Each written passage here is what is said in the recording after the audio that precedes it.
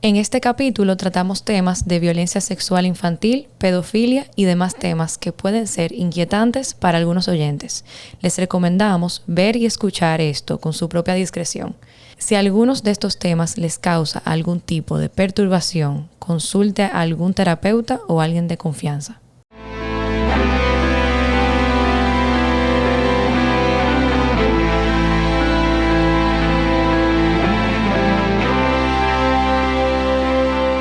Abres la puerta de tu casa, ves un hombre de mediana edad, europeo, un poco desinteresado en toda esta pantomima, todo este asunto.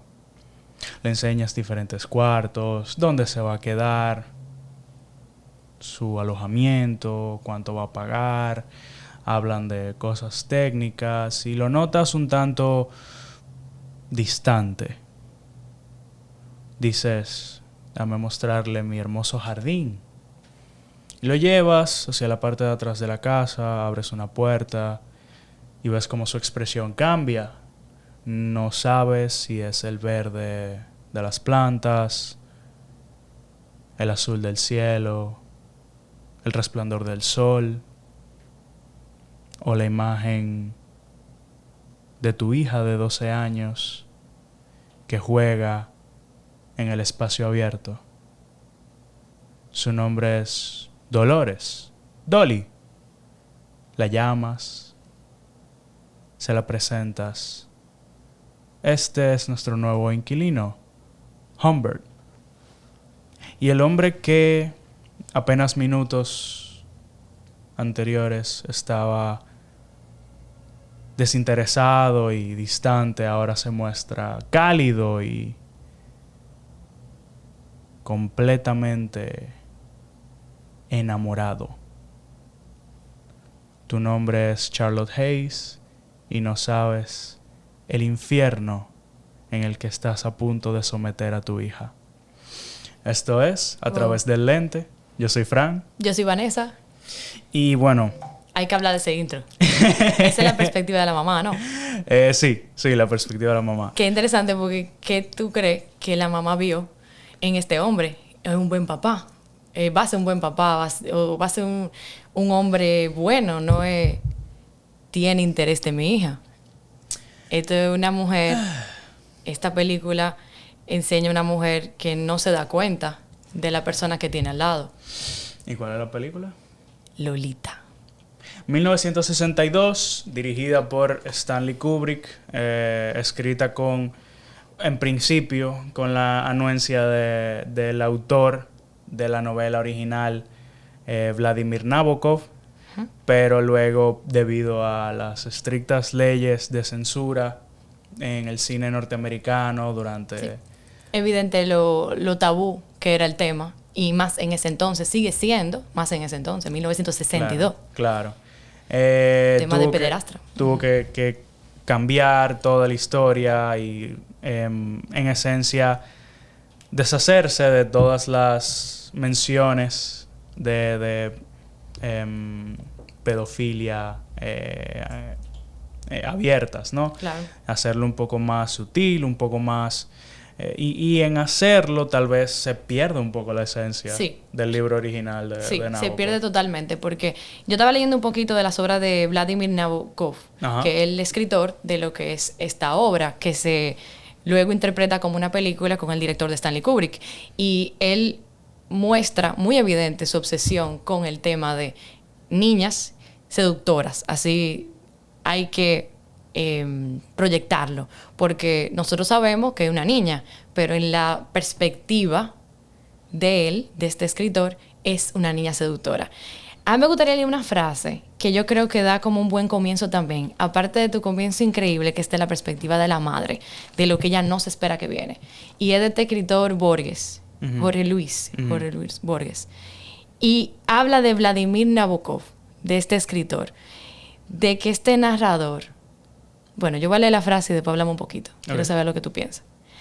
Los demora una vasta polémica sobre la ejecución de una novela en primera persona, cuyo narrador omitiera o desfigurara los hechos o incurriera en diversas contradicciones que permitiera a muy pocos lectores la adivinación de una realidad atroz o banal. Y es de Vladimir Nabokov. Literalmente. Él quiere manipularte. Porque ¿quién vio esta película y se confundió? Que recomendamos claramente que la vean porque confunde, tiene contradicciones todo el tiempo. Tú te preguntas qué es la verdad. Es una novela y una película como altamente incómoda. Sumamente. Por el hecho de que te lleva a simpatizar con una persona objetivamente horrible, cruel. Un pedófilo, un pederastra. Monstruo, ¿no? Y la película te lleva a decir, bueno, y cómo es que este pana tiene cierto encanto, tiene... Claro. Mira cómo las mujeres tiene labia, tiene... Exacto, como que... Porque este tipo no... Porque nos enseñan, ¿verdad? En lenguaje cinematográfico nos enseñan que mientras peor es la persona, como más feo es su aspecto, ¿no? El viejo verde es el que te hace daño. Exacto. De manera sexual, o el pederastra, pero no. El encantador. Y que es el tipo que se ve, qué sé yo, que tiene 25 años y ya se está quedando calvo, y es gordo, y qué sé yo, y jorobado. O sea, lo peor de lo peor, ¿no? Y de repente tú ves este tipo que es un académico. Literario. Exacto. Profesor, respetado. Bien parecido, que incluso él menciona que él tal vez se parece a un dramaturgo famoso. Que es la imagen que él tiene de sí mismo. Sí. Entonces, él hace un buen trabajo enseñando esa imagen y que nosotros lo veamos, porque es como estar en su diario. Él escribía cada rato y se escuchaba mucho la narrativa de él a través de la historia, ¿verdad? Y de verdad que uno se lo creía en momento y uno decía, pero casi se me olvida que esta persona está manipulando la situación, porque ¿por qué se quedó? Como tú describiste al principio, no estaba interesado y luego estaba interesado. O sea, se queda por interés propio, por sacar un beneficio de la situación. Y nota, ¿qué observamos de este hombre? Que él nota una situación de vulnerabilidad. Sí. En donde la mamá es una persona con muchas inseguridades, con mucha caridad, mucha necesidad de afecto. Bastante. Viuda, o sea, está viviendo un duelo. Entonces tiene necesidad de afecto, como dije ahora. Entonces, por eso, hasta es un poco negligente con su hija. Un poco. Exacto. Para bajar la cosa, pero bastante negligente. Incluso él hace algunas estrategias que es, tú la vas a dejar dormir donde fulano. Es como viendo la situación. Sí, claro. Y él entra como el protector. El salvador. Pero protector con garras. O sea, él viene a controlar la situación. No, claro. Porque no es una salvación real. No es un papá. Yo voy vamos a decir, a manufacturar este problema para ser yo mismo quien lo resuelva. Claro. Y en resolverlo, entonces estoy consiguiendo ese control. Y los que conocen, los que ya, si alguno de ustedes viendo o escuchando este capítulo habrán visto la película, se habrán dado cuenta que en el intro hablé de Dolly como una niña de 12 años, a diferencia de la película, que tiene 16. Sí. Y lo hice muy a propósito porque entiendo que esto es un capítulo especial, debido a la naturaleza de la obra, de su proceso de adaptación y de los dos productos finales. Me parece un ejercicio interesante analizarlo no a través del lente solamente de Stanley Kubrick, sino también a través del lente de Vladimir Nabokov y ver cómo las diferencias en las dos adaptaciones tienen sus pros, tienen sus contras, y las dos pintan ideas no tal vez completamente diferentes, pero ideas contrastantes sí. de cómo ver y percibir a un abusador. Sí. Porque en la obra de Nabokov es la idea de mostrar la cortina, ¿no? Mostrar el teatro que se monta el abusador y cómo lo va construyendo parte por parte. Es decir, cómo voy manipulando, cómo manipulo en tres partes. Me manipulo a mí mismo, porque Humbert, al ser un mentiroso patológico... Hay autoengaño, mitomanía. Exacto. Yo soy la víctima, etcétera. Intenta manipular al jurado, que está... o sea, que lo tiene en juicio por asesinato, por todo un tema que también se refiere... O sea, termina siendo por su obsesión con Dolly. Y intenta manipular a la audiencia, al lector o qué sé yo. En la película... y me recuerda mucho a algo que escuché en investigación, que decía que cuando estamos hablando de abuso es bueno... O sea, lo ideal sería no solamente percibir el abuso como malo, sino percibir el abuso como un absurdo. Y en tanto quitarle poder no al restarle seriedad al abuso, sino al percibir al abusador como alguien que merece ser... como que se rían de él. No... Habla un poquito más de eso. La idea principal, y luego lo voy a conectar con la película, con la versión de la película de Lolita, es que el abusador gana poder a través del miedo. Y la manera de resistir ese miedo es ridiculizándolo. Si el abusador es ridiculizado, si no se le tiene miedo, si al contrario se percibe como una figura de la cual reírse, el de la tamaño cual burlarse, baja 100%. El abusador entonces se disuelve. Y al Kubrick transformar esta obra en básicamente una comedia negra. Wow, qué interesante, sí.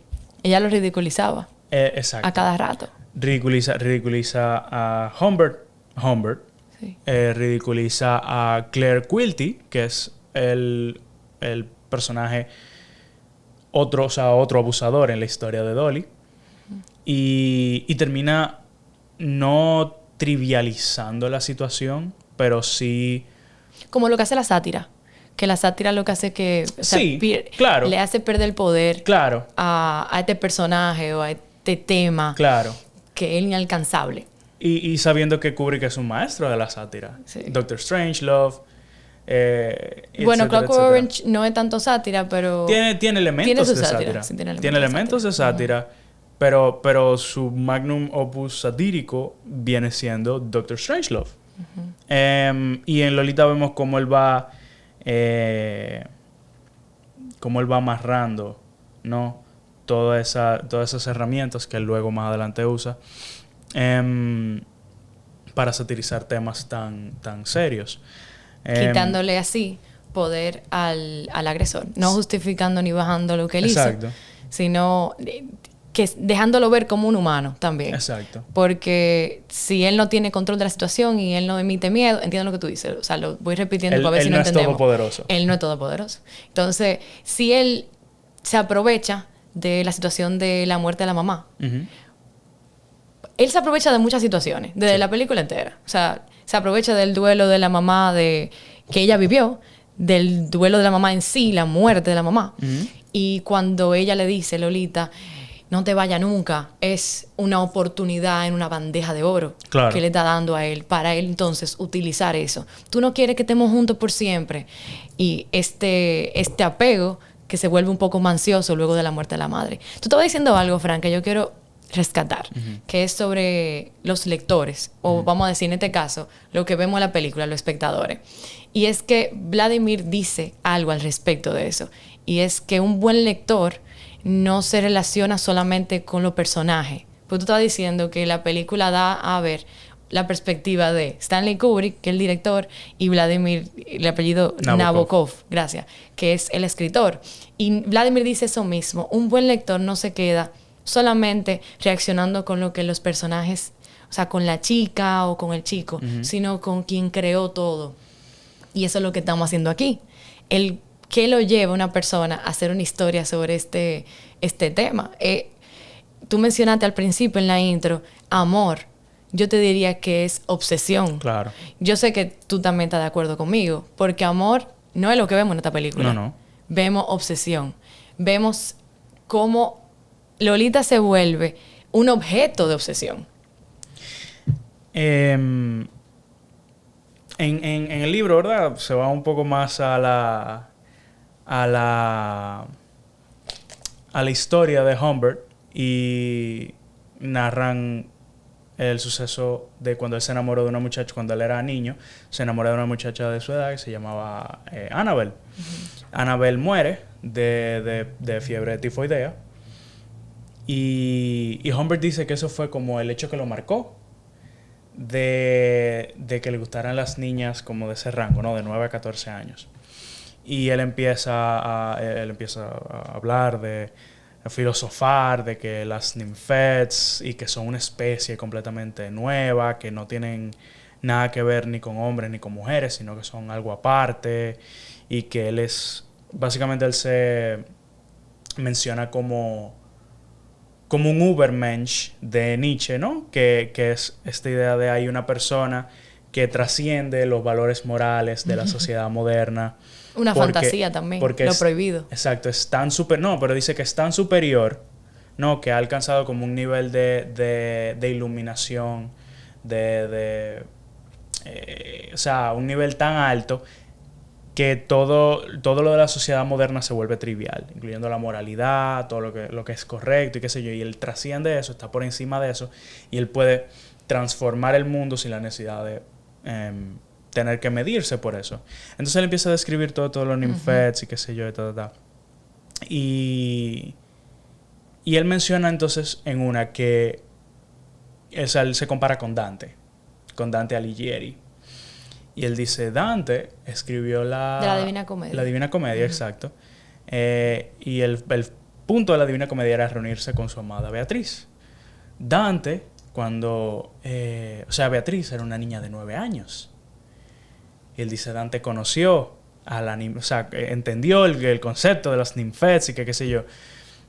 Lo que Humbert no dice es que cuando Beatriz tenía 9 años y Dante se enamora de ella, Dante tenía 9 años.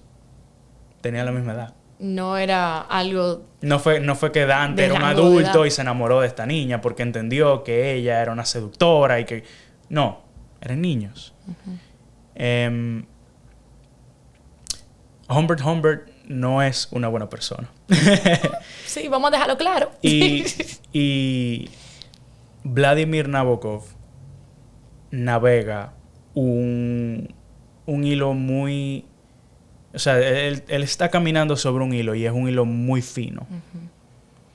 Porque tú tienes esta idea de una persona que... te lleva a... Exacto, te lleva a simpatizar con ella, te lleva... Y hasta cierto punto tú le empiezas a creer. O sea, aunque tú... manipulándote totalmente. Exacto. Objetivamente tú entiendes, no, lo que este tipo está haciendo está súper mal, qué sé yo, cierta parte de tu psique está como que, bueno, o sea, wow, este tipo escribe con tantas flores y escribe tan bien y qué sé yo. ¿Será verdad que fue la ninfa, en este caso, que lo sedujo?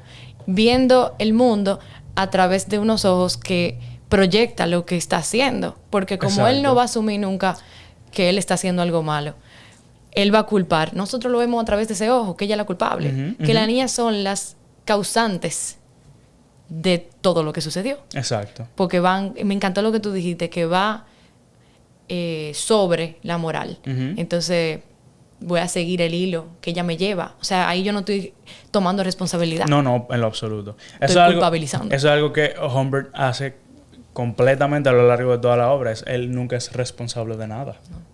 Siempre es, ella me sedujo, ella me enamoró, ella tal cosa. Él se entiende un ser superior, pero sin embargo, cuando tiene que ver con todo lo que él hace, que es objetivamente inmoral, malo, degenerado, monstruoso, él se quita toda la responsabilidad. Como que él es una persona sin poder. Sí. Y se ve el cambio de ella en amarlo y en querer salir de él de manera rebelde. Esa es como la visión que él da de ella, que ella está siendo rebelde. ¿O qué tú piensas de eso? Porque tú no te confundiste con su actitud, la de ella. Claro, es a través de los ojos de un depredador. Claro. Es a través de los ojos de un pederastre, entonces no es la realidad. Pero ella pasaba de, yo me quiero ir a mi obra, deja de controlarme, a, tú sabes que me voy a quedar, voy a construir una vida contigo. Entonces, ahí se ve el miedo que él vive con perderla, perder lo que él controla. En pocos momentos se ve, pero ella no lo percibe. O sea, su perspectiva, la de él, es que ella no percibe el miedo, sino que percibe que él es una persona grandiosa. Exacto. Y todopoderosa, no sé, que no tiene miedo, pero sí tiene mucho miedo. Pero mira, tú mencionas algo ahora que el famoso síndrome de Estocolmo, ¿no? Que no es un diagnóstico. La gente cree que es un diagnóstico, pero explica un poco el comportamiento de alguien que se queda porque tiene un vínculo traumático. Exacto, es más un comportamiento que un diagnóstico. Una manera de describir un comportamiento. Sí. La idea de que estoy en esta situación de abuso, qué sé yo, y me intento agraciar con el abusador para que el abuso disminuya. Exacto. O en palabras más llanas, para sobrevivir. Sí, básicamente. Ese es el mejor resumen. Me quedo porque siento responsabilidad un poco de las explosiones de esta persona. Entonces, para yo evitar conflicto y bajar la acumulación de tensión, yo entonces digo, no, todo está bien, yo me quedo. Entonces, buen punto. Eso puede ser lo que él observa como amor, lo que él observa como me quedo, era ella planificando cuándo salir o cómo irse. Porque si tú te das cuenta, las personas se fueron dando cuenta en el camino, como siempre pasa, porque hay un comportamiento fuera de lo normal. Primero con el que yo todavía no sé si era psicólogo real, que no era psicólogo real. No era psicólogo. El psicólogo alemán. Y bueno, los amigos cuando veían que su papá la sacaba de un evento, pues notaban que había un control. Entonces, así es que una persona sale de un ciclo de violencia. Cuando la red de apoyo nota algo extraño y ella pues dice, es verdad que yo no me siento bien, es verdad que yo estoy siendo controlada. Entonces, aquí se ve de una manera muy confusa. Sí. Porque precisamente en ambas versiones de la historia, quien ayuda a Dolly a salir de esa relación, bueno, no relación, de esa situación de abuso, es otro abusador. Sí. Es Claire Quilty, un dramaturgo famoso, que es a quien Humbert dice que se parece físicamente. Él empieza a seguir a Dolly y a Humbert, que están por un road trip a través de los Estados Unidos. Y se hace pasar por diferentes personajes. Exacto, se hace pasar por diferentes personajes y eventualmente termina conspirando con Dolly para sacarla de las garras de Humbert. Que es una vez Claire la tiene en su poder, la empieza a tratar igual. Y la razón por la que él se deshace de ella es porque ella se rehúsa a participar en una película pornográfica que él quiere hacer. Sí. Y ahí es que él dice, bueno, pues entonces tú no me sirves de nada, y la tira a la calle. Y eso es algo que en ambas versiones escuchamos como... O sea, no vemos qué sucede, sino que lo escuchamos de la boca de Dolly, principalmente, cuando ella le escribe a Humbert para pedirle ayuda. Pero... O sea, de Lolita. Me llama la atención que... Exacto. Explícame por qué tú le dices Dolly. O sea... Exacto, dime. Y esto es algo de lo que iba a hablar más adelante con la diferencia entre el libro y la película. Okay. En el libro, nadie nunca le dice Lolita, excepto Humbert. Okay. Lolita... Es su apodo. Lolita es... lo más que la gente le llegaba a llamar era Lola. Y al Humbert incluso tomar ese apodo y ponerle diminutivo, la está infantilizando aún más. Claro que sí. Incluso muchas veces el alemán psicólogo, o sea, el otro agresor que estaba antes de Humbert, le dice mujer pequeña, o sea, la disminuye. Exacto. Bastante, no por la edad, sino porque la infantilizan. Exacto. Wow. En la película, lo cambian eso. Y la película hay algunos, o sea, aunque le dicen Dolly, le dicen Doe, le dicen Lola. El que yo recuerdo que le dice. Pero también le dicen Lolita. O sea, aparte de Humbert. Lo cual, en mi opinión, derrota todo el título de la obra. Que cambia un poco. Pero puede ser también porque Stanley Kubrick cambió muchas cosas, incluyendo eso. O sea, puede ser un símbolo a todo lo que él tuvo que cambiar por el tiempo que fue. Fíjate lo que sucede. Okay. ¿Quién protagoniza Lolita? Bueno, no esta que vimos no es Lolita. No es Dolores. No. Es Humbert. Exacto. Porque es su perspectiva. Pero si el protagonista es Humbert, ¿por qué la obra se llama Lolita? Porque lo importante es la imagen, la concepción que la crea. Fijación, que crea Humbert. Sí, el objeto de obsesión. Exacto. Ok.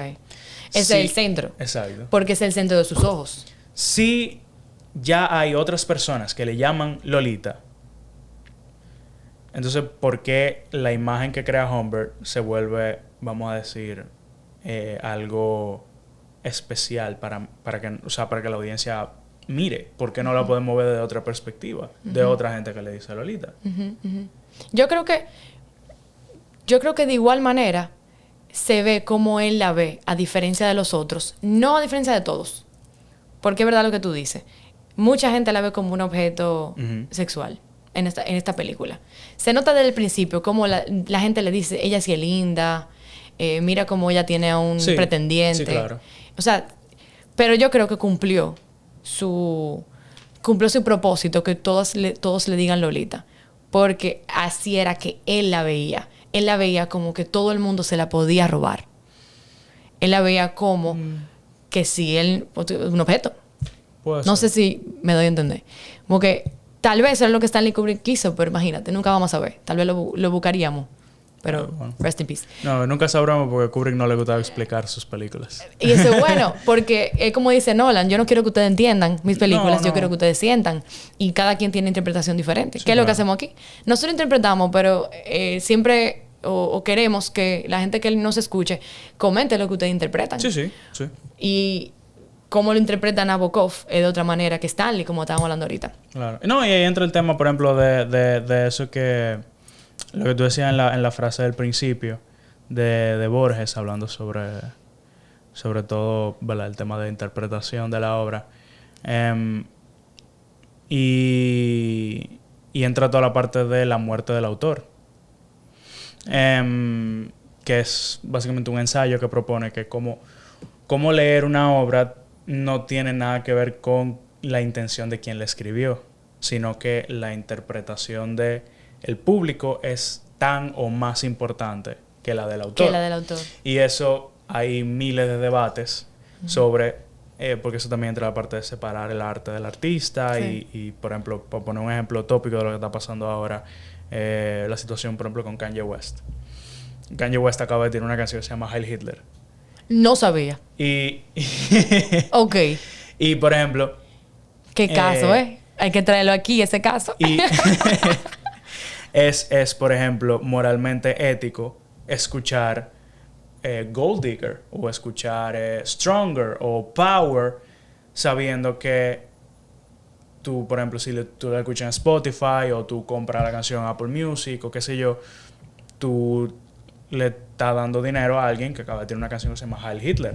O, por ejemplo, una película de Kevin Spacey. Si tú ves una película de Kevin Spacey, si tú le estás aportando royalties a una persona que fue un abusador durante más de 30 años. Entra la moral de quién lo hizo. Si me quiero concentrar en el arte o me quiero concentrar en la persona que hizo el arte. Exacto. Separar el arte del artista es una situación complicada y entonces todo eso se desprende de muerte del autor. Sí. ¿Es la intención de un autor al escribir una obra tan importante como la interpretación del público? Bueno, no sabemos. ¿Es la interpretación de Nabokov de su historia más importante que la de Kubrick? Porque fue Nabokov que la escribió y Kubrick solamente la dirigió. adaptó. ¿Es la interpretación que nosotros tenemos de lo que estamos viendo. Más importante que la de Kubrick o la de Nabokov, 100%. porque ninguno de nosotros somos autores, somos espectadores pasivos. Sí, y somos psicólogos. Entonces, también nos interesa saber qué piensan ellos al hacer esta obra, pero no todo el mundo le interesa saber qué hizo una persona escribir algo así. A mí siempre me va a interesar. Algo bueno y algo malo. Siempre me interesa saber qué hace una persona escribir un tema de pedofilia. Uh-huh. Tal vez él estaba fantaseando a través de escribir sus historias lo que él quisiera hacer y no puede. Pero nunca vamos a ver esto tampoco. Nunca lo vamos a ver. Vanessa. Yo. Vivimos en un país en el que un proyecto para pasar una ley prohibiendo el matrimonio infantil encuentra resistencia en el Congreso. Vivimos en un país en el que es una locura. En el que hay escándalos. Es una locura.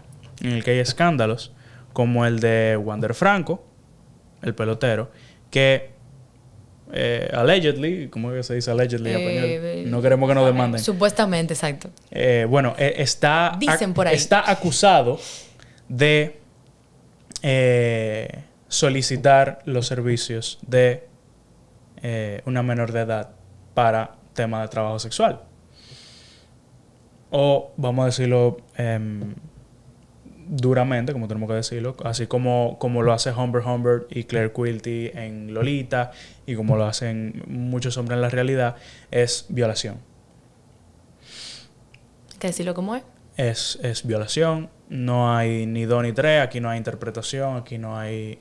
que si ella enamoró, que sí, que sé yo, que sí. Es violación. Que es un tema muy importante hacer una pausa. Uh-huh. Violación, hay que explicar a qué tú te refieres con que eso es violación sí o sí. Es violación cuando hay un abuso de poder. Hay un abuso de poder cuando las edades son... o sea, no hay forma que usted me diga, que me está escuchando, que la niña ya estaba consciente de lo que estaba viviendo teniendo 14, 13 años. No hay forma que esa niña pueda decir sí y saber lo que está diciéndole sí. Que sí hay casos, muy pocos. Entonces, al final del día, pregúntense, lo que no están escuchando, ¿cuál es la edad que ustedes creen que es una edad, la edad correcta de dar consentimiento? Porque influyen muchos factores. O sea, la niña no está desarrollada ni siquiera totalmente, físicamente, mentalmente. El cerebro se termina de desarrollar a los 25 años, pero antes de usted está consciente de lo que son relaciones sexuales. Pero hay mucha cosa ahí en medio, coerción, que si tú eres una autoridad en mi vida, si Exacto. Tengo miedo, algo malo que pueda pasar, si tú me lo disfrazaste como juego, yo siendo una niña, Exacto. Entonces es violación. Porque no hay... o sea, hay una diferencia, como tú mencionas, ¿verdad? La diferencia de poder. No es solamente la idea de si está consciente de lo que está sucediendo, no, porque vivimos en una etapa en la que los niños están aprendiendo de sexo demasiado temprano. Okay, sí. Pero incluso una niña que haya entrado en internet y esté sexualizada de muy temprano, cosa que no es... Ojo, no es recomendable, no es bueno. No, no estamos apoyando aquí tampoco, pero sucede. Incluso en un caso que eso haya pasado, una persona que sea muy sexo consciente, todo lo que tú quieras, o un niño, una niña de 13, 14 años que sea muy sexo consciente, igual con una persona adulta, incluso con una persona de 17, 18, que no, tú dirías, bueno, no es tanta la diferencia, pero sí hay un elemento de mayor independencia, mayor poder en el sentido no solamente físico, que lo hay, incluso porque siempre, ¿verdad?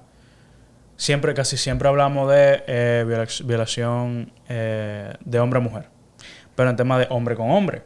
Uh-huh. Igual, 3 años de diferencia a esa edad hacen, o sea, a nivel físico es muy grande. Claro. Un muchacho de 16 años puede fácilmente agarrar a uno de 13 y el de 13 no puede hacer nada al respecto. Claro. O mujer con mujer. Uh-huh. Igual la misma situación. Pero Pero entra el elemento de madurez igual. Sí, sí. Porque tú puedes conocer. Exacto. Todo. Es todo un universo de circunstancias que se unen para... O sea, hay 500 razones por las que es mala y no hay una sola por la que sea buena. ¿Entiendes? Sí. Y todas las razones por la que es algo malo se dan. No es que siempre que se dan 3, se dan 4. No, se dan toditas. Siempre, en todos los casos. Sí. Entonces, aquí estamos hablando incluso de una persona de ¿cuánto? Casi 40 años. Ya lo saben. Bueno, en el libro, en el libro, Humbert tiene casi 40, Dolly tiene 12. En la película, si no vamos por la edad del actor que estaba interpretando a Humbert, él tiene más de 50 y Dolly tiene 16. Entonces,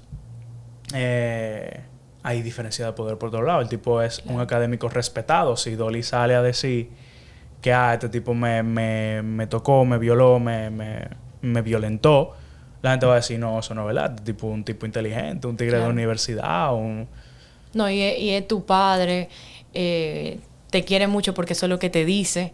Ella vio cómo este hombre llegó a su vida, a su casa, y se volvió una autoridad, porque la mamá lo permitió. Entonces, hasta la desautorizaba en momentos. Entonces, se volvió su padre, en teoría. Entonces, ¿qué se conoce como la figura paterna? Alguien que hay que respetar, alguien que hay que seguir las órdenes y las instrucciones de esta persona. Entonces, es la manera de yo llevar la fiesta en paz, yo respetar las reglas de mi casa, y se vuelve normal. Porque entonces me desprotegió mi mamá también. Cuando mi mamá estaba en vida, este hombre estaba en mi casa. Es un hombre desconocido, es un hombre que yo no sé cuáles son las costumbres de este hombre. Entonces, ya había desprotección. Y a estos lugares que los depredadores buscan de lejos con binoculares, de a poquito. Y se preguntarán, fue sutil, no se veía todavía el abuso, no se había hablado. Hasta que una vez, en una escena, estaban hablando ellos dos, ya la madre había muerto. No sé si ella sabía que la madre había muerto, no recuerdo. Pero él le estaba pintando las uñas de los pies. Y ahí se hace alusión de que tienen una relación sexual. Ya nosotros sabemos porque conocemos la historia de Lolita. Claro. Pero ahí ella dice, como yo no le voy a decir a nadie sobre lo de nosotros, sobre lo que tenemos. Algo así, o él lo dice. Pero hasta ahí es que se habla. También dejando ver la secrecía de cuando suceden este tipo de relaciones no incestuosas, porque no es el papá, pero inapropiada, de abuso y de este tipo. Sí, claro. Que es totalmente secreto. Tú no le vas a decir a nadie, esa amiga pasa mucho tiempo aquí, me está mirando de una manera, la amiga tuya, me está mirando de una manera. Entonces esa es la perspectiva de él. Nos vamos a la película esta, American Beauty. ¿Tú la viste? Sí, sí. Hay que hacer un episodio de esa película. Claro. Pero y acaba con Kevin Spacey. Bueno, exacto. Trayendo el tema de Kevin Spacey, pero él ve el mundo así. Sí, que todas las muchachitas están atrás de él. Y así es que nosotros vemos entonces la realidad. Mira, esa muchachita no... Yo no creo que tú te tienes que juntar mucho con esa muchachita. Aislamiento. Cuando la gente empieza a darse cuenta de lo que está pasando, vamos a mudarnos. Vamos a hacer una aventura juntos y a mudarnos de town. Entonces, todo eso es una estrategia para él mantener esta relación. Y entonces me tiro a víctima.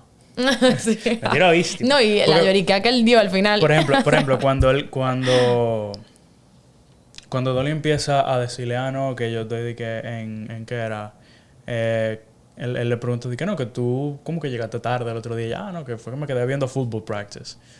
Evitación de conflicto, lo que tú dijiste ahorita.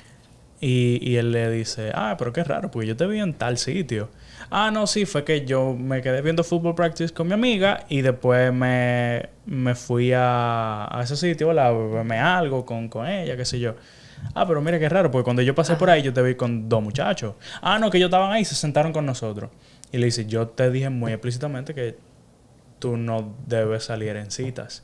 Claro. Y ya no, que como que citas, que ellos simplemente estaban ahí, qué sé yo, Y entonces le preguntaba acá y el otro día, porque tú estabas como que llegando tarde últimamente, el sábado que tú hiciste, no, que yo estaba en something practice, ahora no me acuerdo qué era. Sí. Y él le dice, pero qué raro, porque eso era los miércoles. No, que esa la movieron a los sábados, qué sé yo.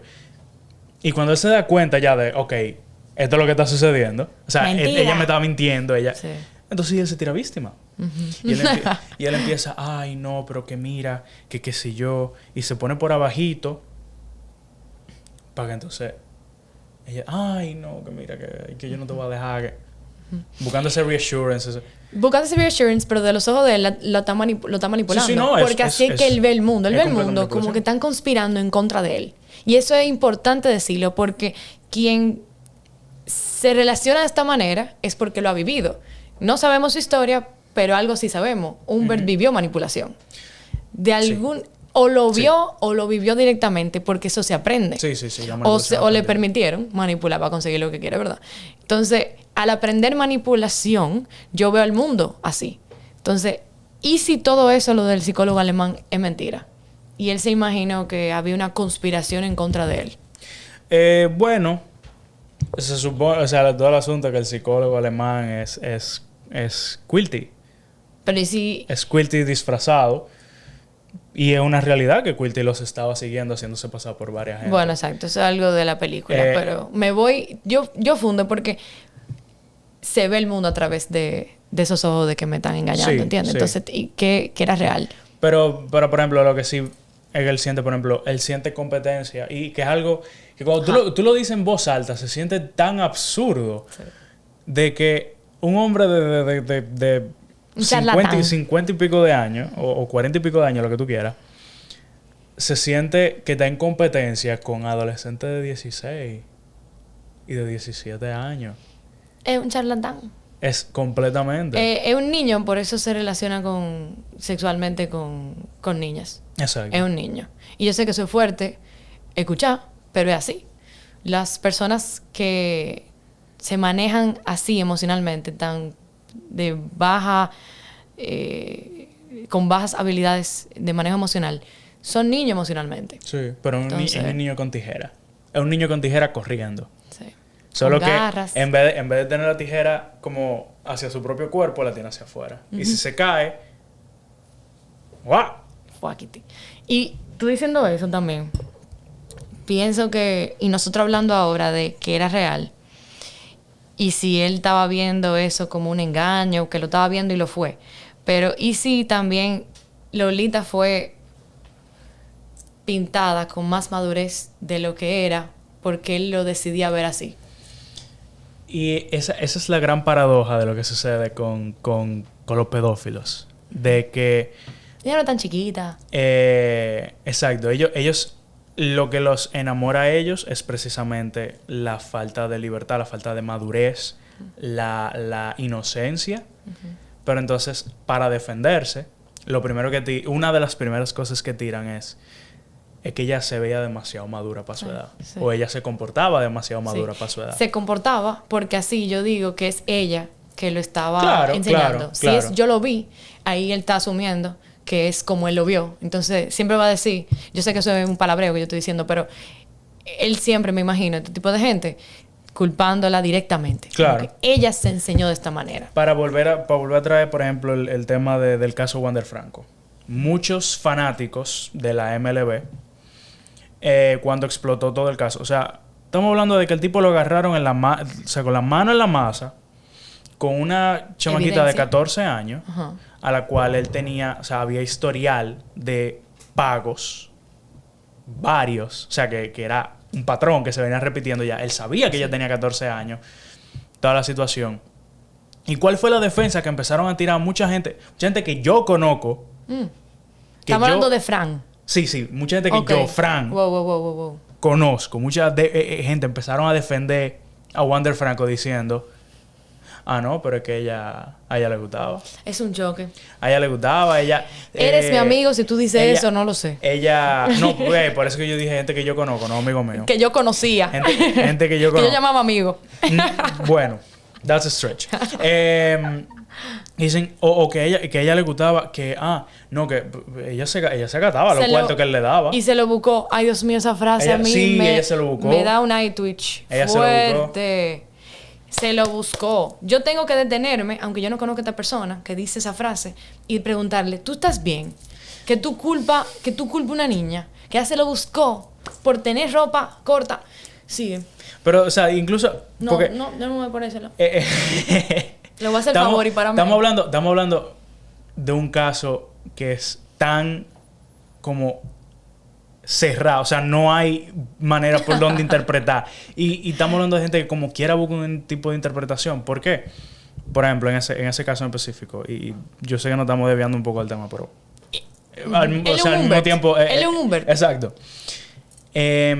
¿Cómo lo ven ellos? Esta muchacha, su mamá la estaba prostituyendo. O sea, su mamá le quitó toda la libertad y la estaba vendiendo. Y llegaban estos hombres y hacían lo que querían con ella. Y después entonces ella aprendió a sobrevivir de alguna manera a toda esa situación. No tiene de otra. Entonces empezaron, no, que por ejemplo, mira cómo ella se gasta los cuartos. Eso que a ella le gusta. Eso que ella sabía lo que estaba haciendo. Que qué sé yo, que ta. ¿Por qué no... o sea, ¿por qué no le echamos la culpa al responsable? Al tipo multimillonario que pagaba mucho dinero para acostarse con menores de edad. ¿Por qué no le echamos la culpa a la mamá? Que no sé por qué tuvo hija. Que fue la primera persona que empezó, o sea, que le quitó la libertad a su hija, le quitó la inocencia. Claro. Se estaba aprovechando de su hija. Eso ya la situación de abuso empezó con abuso de la madre. Que eso es lo que no se ve, pero hay que señalarlo con una lupa, ponerlo aquí. Que la mamá la entró en ese sistema. Y la gente no cree que la gente entra al sistema de prostitución. ¿Por qué saltamos? Solito. ¿Por qué saltamos a esas dos personas para echarle la culpa a un adolescente? ¿Tú sabes qué? Yo me atrevo a decir que no quieren destruir la imagen que tienen de este pelotero. ¡Claro! Humbert, literario, respetado. Académico. Pelotero. No vamos a estar en problemas con este episodio, pero es la realidad. O sea, esto es una persona que cometió un crimen y le va a tomar tiempo a los amigos tuyos, a esa persona que dijo eso. Cuidado.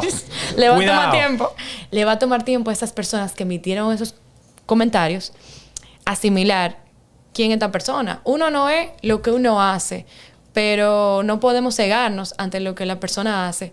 Y lo que la persona hace dice alguito de la persona. ¿Sabes lo que me molesta? Que es el mismo tipo de gente que dicen, no, que si se lo hacen a una hija mía, yo agarro al tipo y lo mato.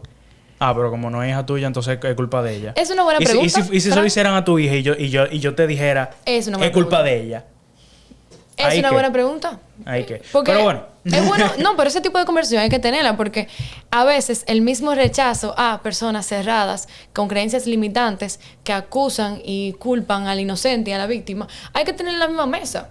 Sí. Porque a mí me interesa saber qué lo llevó a pensar eso. Y me interesa que no mucha gente escuche su comentario, pero yo escucharlo tal vez le da una perspectiva diferente. Hay que hablar con gente ignorante. Tú trajiste un tema a colación sumamente interesante, que es el hecho de que la mamá, ¿verdad? En ese caso, la mamá fue el primer eslabón de abuso. Trayéndolo de nuevo a Lolita. A Lolita. Sí. Y vamos a hablar de esto un poquito rápido, que también más adelante quiero hablar, antes de cerrar, quiero hablar de, sí, para que no dé tiempo, del póster y de la importancia del póster de Lolita. Pero la mamá, Charlotte, es la primera aliada de Humbert para lograr que él pudiera abusar de Dolly. La mamá es una mamá amargada, vengativa, que dice que su propia hija está en contra de ella. Incluso ella dice que desde que Dolly tenía 1 año, estaba conspirando para hacerle la vida imposible. Sí. Que le tiraba la cosa para que ella se tenga que agachar y recogerle los juguetes. Es lo que yo recuerdo. Es así. Sí. Demonizando a una niña de 1 año. Y eso pasa mucho con muchas madres y padres, que le agregan una narrativa, es lo que me está manipulando. Que luego sí los niños pueden manipular, pero no es con una intención cruel. Es porque son niños que están aprendiendo de la vida, y si yo quiero ese iPad, yo soy un niño, yo te voy a poner una carita. Pero no es que yo soy una persona... Una mente maestra. Dios mío, que está planificando en contra de ti. Satanás encarnado. Sí, exacto. Entonces, le hace falta mucha educación a la población general. sobre que los niños no quieren hacernos daño. Entonces, nosotros creyendo eso, le hacemos daño. Claro. Mira cómo ella tiene una imagen negativa de ella misma también, Lolita. No se ve mucho, pero la tiene porque la mamá tiene una imagen negativa de sí misma y le reprocha a la niña todo. Y que tuve, por ejemplo, esta famosa estadística de que el 70% del abuso sexual viene de alguien que tú conoces. No viene de una persona extraños.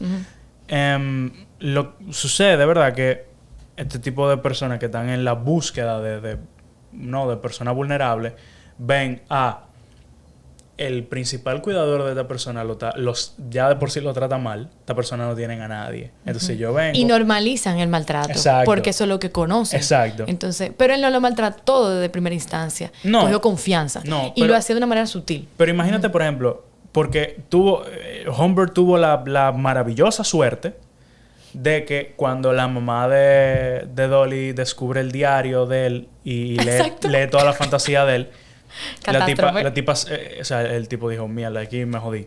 Pero pensó en matarla. Él tuvo la maravillosa suerte de que ella agarró el diario, salió huyendo y mi papá le dio un carro y murió. Eso fue una locura. Y después que le pagaran el funeral. Exacto. Pero dite, por ejemplo, que ella nunca hubiera descubierto el diario y nunca hubiera muerto. En algún momento Humbert iba a empezar su abuso porque no se iba a poder contener. Aunque Charlotte estuviera viva. Y en el momento de que Dolly le fuera a decir a Charlotte que este tipo la estaba abusando, ¿cuál hubiera sido la respuesta de ella? No, tú eres una malcriada. ¿Cómo tú te atreves a decir eso de tu padrastro? Dos tipos de respuesta. O eso es mentira, ¿cómo tú te atreves a decir eso? O tú me estás robando a mi marido. Que ella ya lo sentía. Ella quería el momento a solas. Ella ya sentía que le robaba la atención. Sí, no se dijo. Por eso la manda a boarding school. No se dijo, pero es una intuición. Exacto. Es una intuición que tienen las personas de que yo estoy viendo cómo él atiende más a esta otra persona. O sea, a mi hijo no. O sea, le ofrece un sándwich, de repente se le salen los ojos. Claro. Así se pone maravillado cuando llega la hija. O sea, ella notaba que era un obstáculo. Claro. Pero ella era un obstáculo para él. O sea, el tener una madre que abiertamente está en contra de su hija facilita la aparición de personas que puedan abusar, que puedan ayudarse a esa situación para provocar daño. Total. Por lo cual, padres, cuiden a sus hijos. Sí, es un problema sistémico al final del día. Y si hay un problema sistémico, un problema de base, pues los agresores tienen ese ojo, ese olfato, que de lejos lo pueden intuir y se acercan a hacer daño. Hay un testimonio que después te mando cuando sepa, lo mencioné en otro episodio, pero de un abusador hablando de eso, diciendo que sí, él esperaba a que él veía la situación familiar, no sé por qué lo dijo, pero me pareció muy interesante, que lo admitía, ya tal vez por su tardía edad, ya él era viejo, y ya, no hacía daño, no sé, pero él decía que él observaba claramente a la familia, cómo estaba su familia, cómo eran sus amigos, si sus amigos eran conscientes de lo que era el abuso o no, para si no, eran conscientes también abusar de sus amiguitas. O sea, y se ve como él dice, tu amiga me mira mucho. O sea, él pudo haber abusado de otra niña. Claro. 100%. Y sin nosotros saberlo. 100%. Entonces, tú querías hablar del póster. El póster, sí, ok. Mira qué sucede. Nabokov estaba muy... tenía mucho control de las portadas de sus libros. Y él pidió que para todas las ediciones de Lolita, no importa qué idioma se tradujera, nunca pusieran una niña en la portada. Nunca pusieran una niña en la portada. ¿Por qué? Porque Lolita no es una persona. Es una ninfa. Lolita es una imagen. Okay. Lolita es una imagen que se crea un pedófilo de una persona. Pero Lolita no es una persona real. Por eso la importancia de que solamente Humphrey le diga a Lolita, porque solamente él ve a Lolita. Lolita es la imagen que él tiene. Exacto. No que más nadie tiene. Súper poderoso eso. El póster, el famoso póster que se ha vuelto la imagen de la historia realmente en cultura popular de la película de Kubrick. Ajá, exacto, descríbela. Es un primer plano de la cara de una muchacha comiéndose un Una lollipop. Yo pensaba que era del parque. Con lentes en forma de corazón. Forma de corazón, sí. Que así es que se ve la segunda adaptación, la de... ya la que tiene del colores. 97. Ajá. Eso ha sido como que dice el Unabomber en su manifiesto de la revolución industrial y sus consecuencias han sido catastróficas para la sociedad humana. Ese póster y sus consecuencias han sido catastróficas para la imagen de la historia. Sí. Porque a partir de ese póster la gente empezó a asociar a Lolita con una seductora. Sí. Ella es la que está... y en esta película... Porque ella está mirando así, está... Sí, en la de ese sentido ella siempre... Ella, la rubita, la actriz, siempre está así mirando. Y siempre está comiendo algo. Y le da a comer a él. Y él dice que no. Dique. Pero él se rehúsa. Ella dice, vamos a jugar algo. O sea, ella es la que incentiva. Exacto. Lo que es la... Lo cual, con lo que yo estaba diciendo anteriormente del hilo muy fino sobre el cual estaba caminando Nabokov y realmente Kubrick, al tener la historia entera desde la perspectiva del abusador y, por ejemplo, mostrar este póster, mucha gente que no sabe interpretar, que no sabe leer entre líneas, que no sabe captar el subtexto, lo que agarran es que... Están romantizando. Exacto. Esto es lo que es. Y esto es algo que está bien. Y esto es algo que... Exacto. Pero entonces, se pierden de lo que es el cine. Exacto. No, pero que... Por eso, por ejemplo, hoy tú hablas de, por ejemplo, Loli, que son en el anime, son carajitas que es de que un ángel que tiene 10,000 años, pero tiene el cuerpo de una chamaquita de 11. Wow. O tú tienes Lolicon, que son los eventos en los que estos animes, ¿verdad? Como que van los fanáticos de estos animes y qué sé yo. O no los eventos. Lolicon es el género, ¿verdad? De este tipo de anime que tienen como protagonista personaje que, es de un ser inmortal que tiene 1,000,000 de años, pero por alguna casualidad tiene el cuerpo de una chamaquita de 14. Brother. Estamos hablando de lo mismo. O sea, al fin y al cabo es pedofilia. Sí. Porque tú estás aunque sea un ser inmortal, que tú estás sexualizando el cuerpo de una menor de edad. Claro. Es así de sencillo. Y yo no me voy a fajar con quien sea si tengo que fajarme. No, me parece muy interesante eso. Me parece muy interesante que tú digas que se ha romantizado, porque yo lo había visto como una romantización antes de ver esta película y antes de traerlo aquí para el análisis. Y es porque hacen una película así. Pero ya, cuando uno la ve y les motivamos con este análisis a verla, uno se da cuenta de que de los ojos del depredador. ¿Tú sabes cómo yo llego a conocer esta historia? Hay un show que salió en MTV por ahí por 2010, 2011. Se llamaba Niñas Mal. Niñas Mal era este show sobre un grupo de muchachas adolescentes. Que se reunían como en un hogar porque eran como rebeldes y qué sé yo, Y la idea que eran sexualmente activas y qué sé yo, Y la canción, o sea, el tema principal de la serie se llamaba Lolita. La Lolita, la Lolita, la Lolita. Y entré como ese rabbit hole y por ahí conocí la historia y el libro y tal. Y me di cuenta que la canción es una bastardización completa de lo que es la historia. También otra sátira, como te decimos ahorita. No es una sátira, es una bastardización completa. ¿Por qué? Porque estamos poniendo que Lolita es una seductora, una niña rebelde, una muchacha... o sea, que están cantando con Lolita como la líder del culto. Mencionando la idea de Lolita como un concepto. O sea, como que tú eres una Lolita porque tú eres rebelde, porque tú expresas tu sexualidad y qué sé yo. Sí. Ahora, ¿cuál era la connotación que le estaban dando? Una connotación... Es una canción triunfante porque al fin y al cabo como estas muchachas descubriendo sus identidades y rebelándose contra una sociedad que oprime. Ya no puedo, de verdad. En MTV. Dime. ¿Qué es lo próximo que vamos a hacer? Vamos a Auxilio. Que el 11 de septiembre se convierta en la fecha de... Auxilio. El nuevo holiday de Estados Unidos, ¿no? Vamos a cambiar la independencia norteamericana al 11 de septiembre. Porque... Dime. Let's just not. Pero bueno, nada. Me encantó que se te llevó allá. Yo la había escuchado, Lolita, pero nunca había visto... No sabía que Stanley Kubrick, el famoso Stanley Kubrick, tenía una adaptación. Sí. Que fue la primera, ¿no? Sí, tengo entendido que sí. Sí, okay. Porque el libro salió en el 55, la película de Kubrick fue en el 62. Sí, pero es sumamente... Se muestra muy de su tiempo. Entonces, recomendamos ver esta. Luego, si ustedes quieren ver la otra adaptación, es mucho más... es mucho más fiel al libro. Seductora, más fiel al libro. Más detallista, más